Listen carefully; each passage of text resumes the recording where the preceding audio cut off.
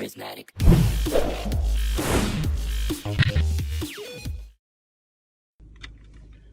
Alright guys, Professor Renato here from Sampa Jiu Jitsu. Taking the time talk a little bit about some Jiu Jitsu stuff. This time will be about abundance and who is your real competition, and when you're trying to get a student and stuff like that. This is not for a school. This is not only for a school owner, but for a student to understand such things. Okay, so I don't see, and I feel this very disrespectful when people, come and invite my students or whatever students, whoever students, to come and train at their school, and right there after they do a sales pitch. I think, like I said, I really believe that we live in an abundance world. Some people don't, but I really believe, and there are students for everyone.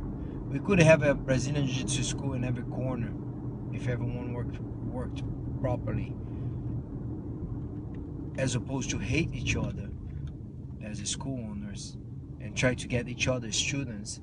You would try to get those who are not doing jiu-jitsu.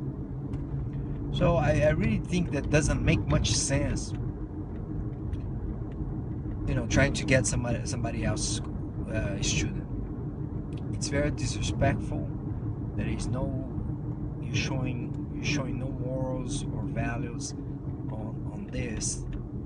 And well, who am I to say, right? I can't educate anyone. It's not everyone who came from the same type of education that I had. But guys, please, the school besides you is not a competition. The competition is yourself. You put yourself out there and try to get new students. Go to the movie theater and try to get students. Go to the schools, try to get students. Go to the grocery store, the flea market. Talk about it. Invite people to your gym. So you don't want to create that culture of people changing schools.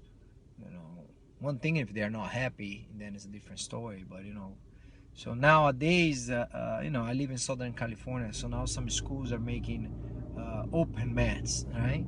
So you can come and do the open mats, which I also don't believe in open mats type of thing. I believe inside your school, okay, or if with a group of schools with a coach right there, okay.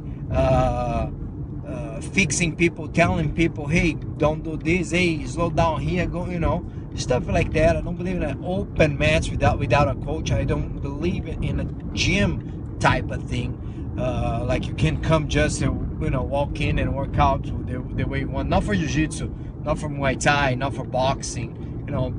Boxing people did that, and maybe that's why kind of boxing is very hard to find a boxing place. Nowadays you'll find a jiu-jitsu school in every corner in Southern California, but you don't find a boxing place, which is a shame. You could, because some places that you go, you can just work out, you can just hit the bag. That's wrong. I believe completely this is wrong. So you have to have a coach. Okay, you have to learn.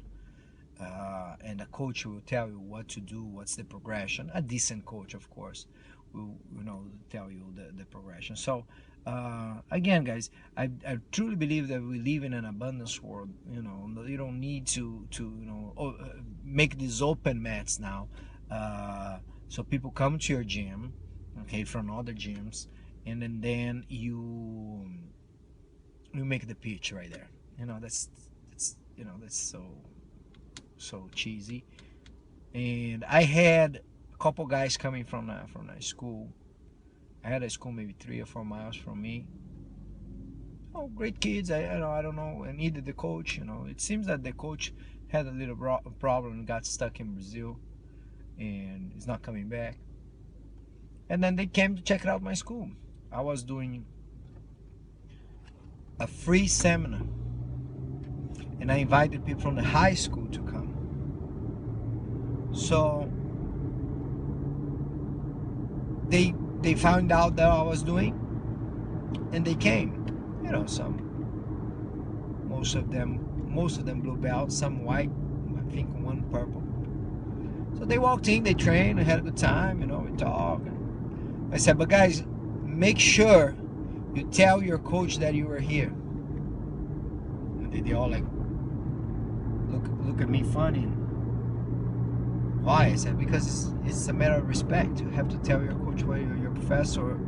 You have to tell them what you're doing. You can't do stuff on your own. I believe this is martial arts. You know, you don't play for the Dodgers, but you train with Los Angeles Angels. You know, you can't do such a thing. I think it's just a matter of respect. Telling them, at the end of the day, you're a free man. You can do whatever you want. You're gonna find out on your own if you were wrong or not what you're doing. But I don't think this is a good thing to do. Being through martial arts too. I'm 38 years old. I started when I was 8, so 30 years. We've seen a lot of BS's, and the most important thing at the end of the day is respecting who taught you, okay, or who teach you. Even though if you pay that person or not, you don't see this as like a customer thing.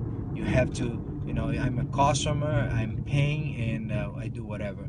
I don't think martial arts is that way. If it goes that way, that will be the end of the martial arts. Thank you. Charismatic.